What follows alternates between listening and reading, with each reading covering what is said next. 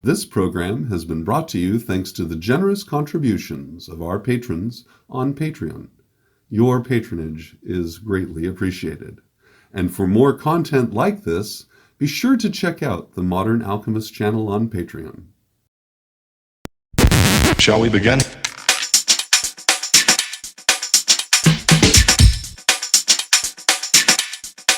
Let's begin now. All right. So the next thing we're going to talk about is the Kybalion. I received a really good question from a YouTuber a couple weeks ago, and let's see, his name is Pitt McLord, and Pitt McLord says, "I really love your videos." Thank you, I appreciate that. "I've read the Kybalion and learned a lot from it. However, I've seen that some people don't consider it true Hermeticism, like this person here," and then he provides a link to an article. "I don't have enough knowledge to possibly comment on whether or not he is right or not. Either way, I enjoyed the Kybalion, but I am curious what your thoughts are about this." All right, Pitt McLord. So, what are my thoughts about this? Well, first off, I freaking hate reading articles like this. This isn't because I hate reading. It's articles like this. Articles that don't directly address the material, but instead attack the authorship of the material to impugn the credibility of said material. So that is the focus of this article in question, and one of the things that I thought was kind of telling, and this on the heels of our previous discussion about God, is that my impression upon reading it was that the Kybalion does not reference God sufficiently. That to me was a red flag, because typically esotericists tend to divorce themselves from this kind of idea, recognizing that it's something different. And so the exoteric personification of divinity is not necessarily something, in my experience, that esotericists who are advanced in their studies would pursue, right? Because that relationship is different to someone studying the greater and lesser keys of Solomon, say.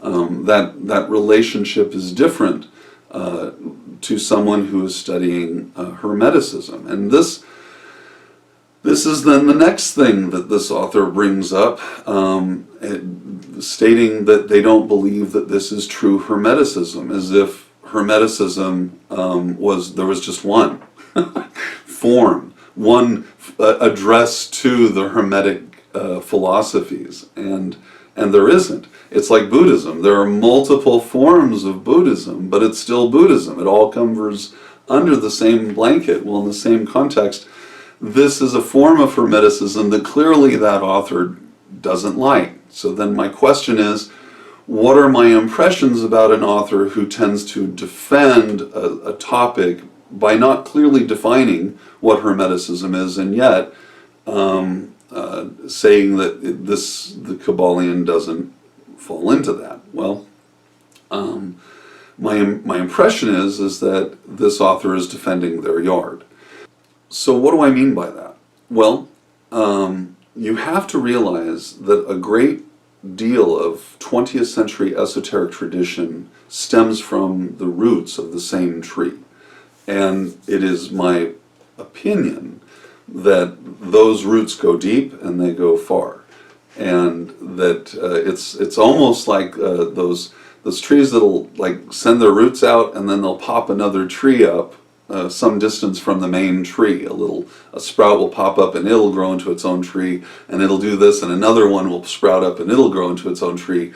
But the truth of the matter is, they're all the same tree. I've got a tree that does that in my yard right now. It's just horrible. It's little roots everywhere, and every time you yank them out, it always goes back to this big tree that's just shooting roots out. Well, in the same context, that's what has happened with 20th century esoteric tradition. So this author is claiming that, there's just a Hermetic tradition, and yet that's like saying that there's just one form of Buddhism or one form of Christianity. It all falls under the same umbrella, but the truth of the matter is that it all falls under the same umbrella, but there are different expressions. So in the same context, the Kybalion, I believe, is definitely a document that was created either in the 19th or 20th century as a product of all of that development, and that its ideas were drawn from a much earlier date. It is really, really typical when you start reading certain esoteric texts that are claiming some kind of legacy or age, that they often at the beginning will talk about, they'll say, we come from an older time, we're referencing this older time and this is where it is. Well, it's true, there is a thread that will do that. And the beauty of the Kybalion, in many ways, is that it follows that simple thread, and they stay relatively to the point. This then gets back to why I hate reading about articles like this, because that article, it's like doing house cleaning for someone else's business. That's what it felt like to me. Like, just leave the thing alone and let it stand on its own merits. But they never actually challenge it specifically, in my opinion, sufficiently on its own merits, specifically on the expression of the Seven Hermetic Principles, and how those actually are good, solid principles that you can take to the bank. What they do focus on is the possible authorship, and that this authorship was a guy who had started the Yogi Publishing Company, which is who this is through. And what I think is funny, what just sucks the air out of that entire document, is this version, this particular version of the Kybalion. I just got this a little while ago to replace like the umpteenth millionth paperback that I've left sitting on a table somewhere in a coffee shop or in a restaurant, or I don't know. I had lost my last one again, and so I decided I'd just plunge and get a nice one. And we're going to talk just briefly about this one, but I'll show you really quick. I guess I can show you right there. You go. Anyway, this particular one has an introduction that just blew my mind, because the author in his introduction is kind of impugning the origin of this document itself, and then turns back around and says, yeah, but it still does the job. And that's exactly how I feel. I use the Kybalion not because it's a perfect text, not because it just nails it, and I'm just like, yeah, but because it more than adequately introduces people who are new to the esoteric to these ideas in a really simple and easily understood format that can open up like a flower and bloom into layer after layer of increasing complexity. That's why I like the Kybalion. I like it for just that reason, because I can sit here and illustrate 7 Hermetic principles and show how those principles tie into everything that is experienced by human beings every single moment of every day of their life. That's why I like the Kybalion. I like it because it gives me then a foothold, a toehold for a new person studying this material to start making their ascent up that mountain, where they can comfortably take a break now and then and look out on the vista of all they've accomplished in ascending that mountain, and realize that they're using tools which are really useful. Really, really useful. Those 7 Hermetic principles are really, really useful. Just remember that, a lot of this stuff is designed to help you build your understanding and create what I call your key, right? You have to assemble it yourself. No one's going to do it for you. This isn't religion. This is hard work, And I know someone's going to say, well, religion's hard work. Well, yeah, I was there. It can be hard work, but a lot of that work is just following rules that someone else has established. Theology, right? This isn't that. This is something else. This is a science, and it's a language that needs to be understood, that you can practice the art. Anyway, but I hope I answered that question adequately for you, and for those of you who are members here on the channel who are taking Alchemy Lab and studying the Kybalion together with me, that you'll understand this is my focus, right? I'm looking at this from the standpoint of an educator who's trying to introduce a new person to new concepts, and maybe take an intermediate or even an advanced student and say, look, going back to the basics, look at all that we can do. By just studying these basics, you will find over the years, as we continue our friendship together, as you study with me, that I will always go back to the basics, always go back to your foundation, always go back to the things which are simple and easy to understand. And the reason for that is multifold, not the least of which is it prevents you from getting lost. Because sometimes you'll get way the heck out there and you'll be like, yeah, and if this is that, then what about this? And if that's that, then it could be this. And if that's that, and suddenly you're 5 ifs out there into the ether and you have no foundation. And so the key is every time you work through those, well, if this is this and that is that, then maybe this is this. And as you're building those planks out, that you still have a support, a foundation that relies upon concepts which are experienced and are real. And the hardest of those concepts, the one that I think is the most difficult to grasp and yet the easiest to accept once you've taken it in, is that the universe is mental.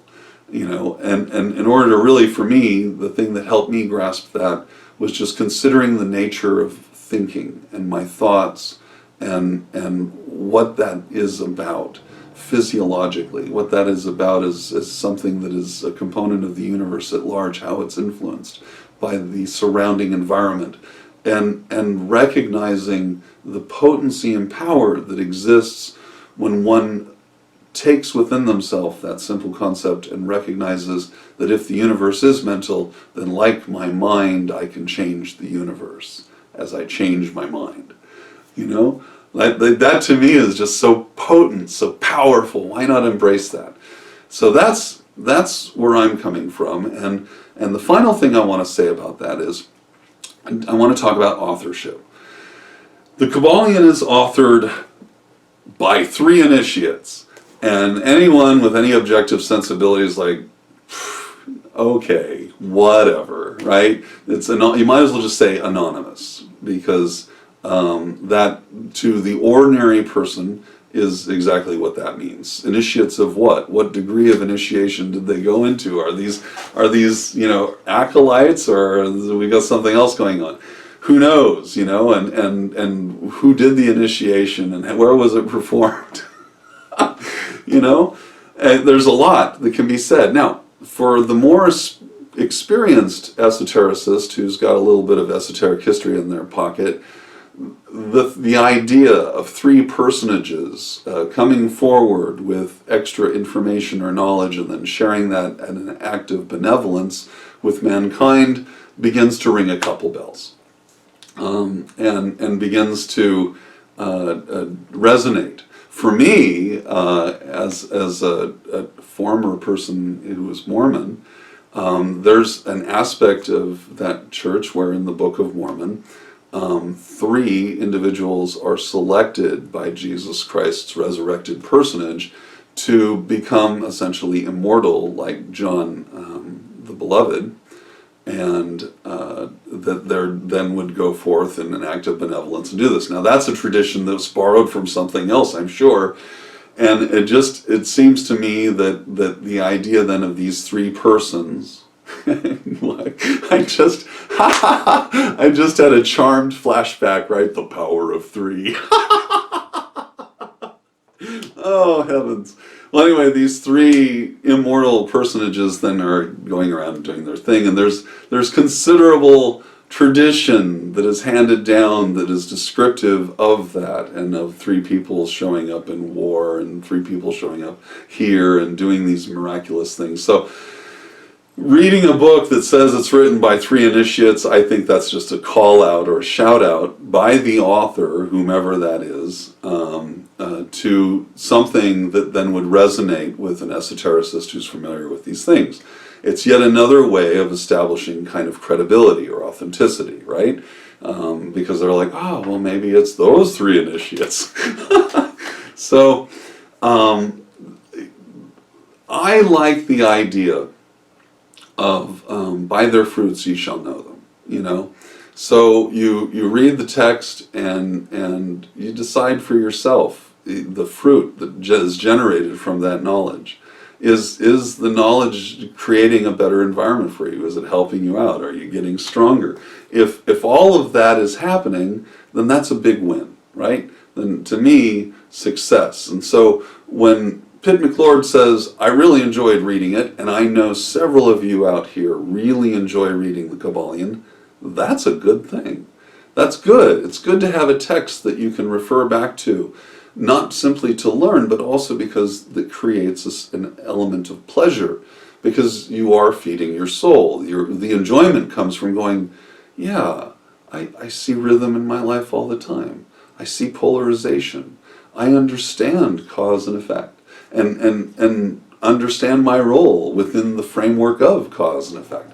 You know, all of these things can stimulate growth and move you forward in the pursuit of whatever it is you're doing. So I say go for it, and I will continue to use the Kybalion because I like those aspects.